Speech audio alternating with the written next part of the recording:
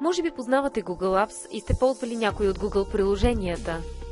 Google Apps е адаптивен пакет от приложения, който взима много от продуктите, които вече използвате и добавя нови, за да създаде една още по-привлекателна и удобна среда за работа, организация и комуникация. Където и да сте, вкъщи, на работа, на път или почивка, вие имате достъп до вашите файлове. Gmail е повече от мейл. Gmail не само позволява да получавате и изпращате имейл, но да откривате желаната кореспонденция мигновено, да организирате кореспонденцията си с папки и етикети, да говорите с хора от списъка с контакти през интегрирания чат и да се обаждате по телефона и да провеждате видеоразговори директно от Gmail. Gmail не ви лимитира да използвате един браузър. Имате достъп до своя имейл от мобилното ви устройство, като телефон, таблет, без значение на операционната система, дори и офлайн. Google Календар организира живота ви.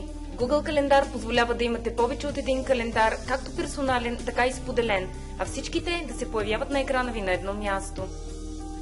Планирането никога не е било толкова лесно.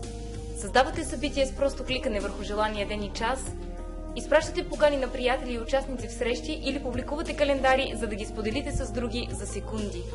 Имате достъп да преглеждате, създавате, получавате и споделяте нови събития, докато сте на работа, у дома или на път. Google Календар е интегриран с Gmail и когато сте поканен да участвате в среща или събитие, мейл ви предлага да го постави мигновено във вашия календар. Google Диск е мястото, където пазите всичко и споделяте всичко. Файловете ви в Google Диск са на сигурно място и са достъпни по всяко време и от всякъде. Google Диск поддържа файловете ви синхронизирани между настолния ви компютър, лаптопа ви, таблета и телефона ви. В Google Диск са приложенията, които ви позволяват да колаборирате и работите заедно по-ефективно, да създавате, редактирате и споделяте документи, електронни таблици, презентации, веб форми, рисунки. И още нещо, можете да свалите Google Диск на работния си компютър за лесно качване и сваляне на файлове и работа офлайн. С Google Docs няма защо да се тревожите за това, кой е последния файл от множество версии. Всички Google документи се запазват автоматично и всеки има достъп до последната версия на файла. Споделянето на Google документи е по-лесно от всякога. С един клик можете да споделяте и персонализирате, като променяте настройките с привилегии. Google сайтове е мястото, което ви позволява лесно да създавате и публикувате веб страници.